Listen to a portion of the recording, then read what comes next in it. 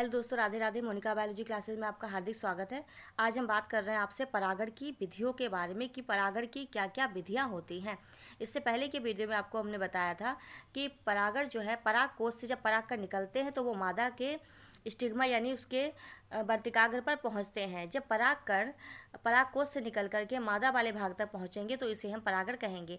लेकिन पहुंचने के लिए कुछ साधन जरूरत होता है, कुछ माध्यम होते हैं कि किस माध्यम से ये वहाँ तक पहुँचेंगे। हवा ले जा रही है या पानी के द्वारा जा रहे हैं ये, या किसी कीट के द्वारा जा रहे हैं, तो ये इसका माध्यम होंगे।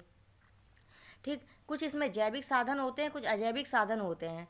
जैविक और अजैविक साधन ही क्या करते हैं, परागकण को वहाँ से परागकण को परागकोश से निकाल करके कहाँ पहुँचा देते हैं, मादा के वर्तिकाग्र तक पहुँचा देते हैं। ठीक, तो देखिए परागण की विधियाँ, इसे इंग्लिश में कहते हैं मेथड्स ऑफ पॉलिनेशन। ठीक है कि पॉलिनेशन के क्या क्या मेथड हैं। देखिए, एक पुष्प के पराग कणों को दूसरे पुष्प के वर्तिकाग्र पर पहुंचाने के लिए कुछ जैविक एवं अजैविक साधनों की आवश्यकता होती है। ठीक है, तो पराग कणों को एक पुष्प से दूसरे पुष्प तक पहुंचाने के लिए कुछ जैविक एवं अजैविक साधनों की आवश्यकता होती है। ठीक, तो कौन कौन से साधन हुए, जैविक साधन कौन कौन से हैं, जैसे कीड़े मकोड़े, कोई भी कीट हो सकता है, बरैया है, तितली है, मधुमक्खी है, तो कीट होंगे जैविक साधनों में। कीट है, चिड़िया है, हाथी है, मनुष्य है, ये सब हो जाएंगे आपके जैविक साधन। और दूसरा है अजैविक साधन। क्या क्या अजैविक साधन होंगे, जैसे वायु है, जल है, ये इसके अजैविक साधन होते हैं, हवा और पानी। ठीक, तो परागण की विधियों में क्या क्या हुआ, जैविक साधन हुए और अजैविक साधन हुए। ठीक है, तो जो अजैविक साधन है जैसे वायु, जल, इनके बारे में देख लेते हैं। सबसे पहला आता है वायु परागण। जब परागकण हवा के द्वारा एक पुष्प से दूसरे पुष्प तक पहुंचते हैं तो उसे हम कहते हैं वायु परागण। ठीक है, इसे अपनी भाषा में ट्रांसलेट करिएगा, लिखिएगा कि जब परागकण वायु के माध्यम से एक पुष्प से दूसरे पुष्प तक पहुंचते हैं तो उसे हम वायु परागण कहते हैं। ठीक, देखिए वायु परागण पहला क्या होगा, वायु परागण। वायु परागण को बेटा इंग्लिश में कहते हैं एनिमोफिली। ठीक है, वायु परागण एनिमोफिली। देखिए, वायु की सहायता से होने वाला परागण वायु परागण कहलाता है। ठीक है, जो परागण किससे हो, वायु से हो, हवा से हो, वायु की सहायता से होने वाला परागण वायु परागण कहलाता है। तथा इन पुष्पों को वायु परागित पुष्प कहते हैं। ठीक, तथा इन पुष्पों का क्या कहा जाएगा, इन पुष्पों को वायु परागित पुष्प कहते हैं। जैसे गेहूं में हवा के द्वारा होता है। जैसे हवा चल रही हो तो गेहूं के पेड़ क्या होते हैं, लहराते हैं ऐसे ऐसे करके। जब लहराएंगे तो एक दूसरे के ऊपर क्या होंगे, झड़ जाएंगे परागकण। जैसे ऐसे करके हवा से लहरा रहे हैं और जैसे ही एक दूसरे के ऊपर ऐसे करके साइड से हुए तो परागकण क्या हुए, दूसरे पौधे पर झड़ गए। तो इस तरीके से क्या हुआ, वायु परागण में जैसे गेहूं, मक्का, जई आदि, ये इसके वायु परागण के उदाहरण है। अगर पेपर में पूछ लिया वायु परागित पुष्पों के या वायु परागण जिन पौधों में होता है उनके नाम लिखिए, तो गेहूं, मक्का, जई आदि। ठीक, तो ये हो गया वायु परागण। दूसरा होता है जल परागण। जल परागण को हम कहते हैं बेटा हाइड्रोफिली। हवा के जो मतलब पानी के माध्यम से होगा, हवा के माध्यम से हुआ वायु परागण, जल के माध्यम से क्या होगा, जल परागण। जल परागण को इंग्लिश में कहते हैं हाइड्रोफिली। ठीक, यह परागण जल में उगने वाले पौधों में होता है। इसमें क्या होता है, पानी की धारा के साथ बहते हुए परागकण एक जगह से दूसरी जगह पर दूसरे पौधे तक पहुंच जाते हैं। यह परागण जल के माध्यम से होता है। यह परागण जल में उगने वाले पौधों में होता है। जैसे कमल है, जल लिली है, हाइड्रिला है, बेलिस्नेरिया है। इसमें जल के माध्यम से परागकण एक पुष्प से दूसरे पुष्प तक पहुंच जाते हैं। ठीक है, तो ये हो गया जल परागण, समझ में आ गया। वायु परागण में हवा के माध्यम से एक जगह से दूसरी जगह पर पहुंच जाएंगे। जल परागण में क्या होगा, यह जल के माध्यम से पहुंचेगा। जैसे कि कमल, जल लिली, हाइड्रिला। बेटा इसके एग्जाम्पल पूछ लेते हैं कि जल परागित पौधों के नाम लिखिए, तो क्या हो गया, कमल, जल लिली, हाइड्रिला, बेलिस्नेरिया, ये जल के माध्यम से परागित होते हैं। इसमें जल के माध्यम से परागकण एक पुष्प से दूसरे पुष्प तक पहुंच जाते हैं। ठीक, ये हो गए वायु परागण और जल परागण। तीसरा है जंतु परागण। अब जंतुओं के माध्यम से कैसे परागण होगा, जंतु परागण, इसे इंग्लिश में कहते हैं जूफिली।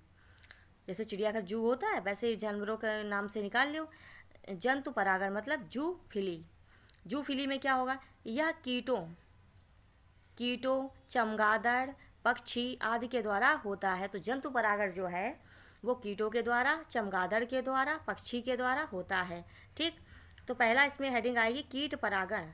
जो कीटों के माध्यम से होगा उसे हम कीट परागण कहेंगे। इसमें कीट क्या करते हैं, परागकण को एक पुष्प से दूसरे पुष्प तक पहुंचा देते हैं। ठीक है। तो जंतु परागण पहला हुआ कीट परागण। कीट परागण को कहते हैं एंटीमोफिली, ठीक है। कीट परागण को इंग्लिश में क्या कहेंगे? एंटीमोफिली। इसमें क्या होगा? यह तितली, मधुमक्खी, भंवरा, मक्खी आदि द्वारा होता है। तो कीट परागण किसके माध्यम से होता है? तितली है, मधुमक्खी है, भंवरा है, मक्खी है आदि द्वारा होता है। कीट परागित पुष्प रंगीन होते हैं, चमकीले होते हैं, तेज गंध वाले होते हैं तथा मकरंद वाले होते हैं, जिससे कीट परागण के लिए आकर्षित हो जाएं। अब देखो, कीट परागण करने क्यों आएगा? जब वो दूर से देखता है कि फूल, अरे यार फूल तो बड़ा सुंदर है, मतलब लाल रंग का चमक रहा है, महक भी बड़ी अच्छी आ रही है, आकर्षण है, अपनी ओर बुला रहा है कि भैया मेरे पास आओ। तो एक पुष्प के पास पहुंची तितली, फिर उड़ते हुए दूसरे पुष्प के पास पहुंच गए, तो पराग उसके पैरों या जो उसके परों में चिपक गए। वो दूसरे पौधों पे जाके जब वो बैठी तो वहाँ उसके परागकण उसने वहाँ पे अपने झाड़ दिए। तो इस तरीके से कीटों के माध्यम से परागण होता है, ठीक। तो कीट परागण में क्या हुआ? या तितली, मधुमक्खी, भंवरा, मक्खी आदि द्वारा होता है। कीट परागित पुष्प रंगीन होते हैं, चमकीले होते हैं, तेज गंध वाले होते हैं, मकरंद वाले होते हैं, जिससे कीट उनकी ओर आकर्षित हो जाएं। तो बेटा इस तरीके से देखिए, ये परागण की आपकी विधियां हैं। इन विधियों में जल परागण, वायु परागण, ठीक है, क्या क्या हुआ? जल परागण हुए, वायु परागण हुआ, कीट परागण हुआ, ठीक। कीट परागण हो गया। अब दूसरा इसमें आएगा पक्षी परागण। क्या आएगा? पक्षी परागण। पक्षी परागण को बेटा हम कहते हैं ऑर्निथोफिली, ठीक। पक्षी परागण को इंग्लिश में कहेंगे ऑर्निथोफिली। इसमें क्या होगा? इसमें परागण पक्षियों द्वारा होता है। अब उसी के नाम से निकालो ना, पक्षी परागण है तो पक्षियों द्वारा होगा, जल परागण है तो जल द्वारा होगा, वायु परागण है तो वायु द्वारा होगा, कीट परागण है तो कीट द्वारा होगा। तो पक्षी परागण को इंग्लिश में कहते हैं ऑर्निथोफिली। इसमें परागण पक्षियों द्वारा होता है। पक्षी परागित पुष्प रंगीन, मकरंद युक्त तथा अधिक परागण युक्त होते हैं। पक्षियों में जो परागकण होगा उन पुष्पों में, उसमें बहुत सारे परागकण भरे होंगे। ये परागकण कैसे होंगे? रंगीन होंगे, ऐसे पुष्प मकरंद वाले होंगे, ठीक है। जैसे पक्षी में कौन कौन सा पक्षी आएगा? गुंजन पक्षी, जिसे कहते हैं हमिंग बर्ड, ठीक। गुंजन पक्षी, हमिंग बर्ड। दूसरा है सन बर्ड, ठीक।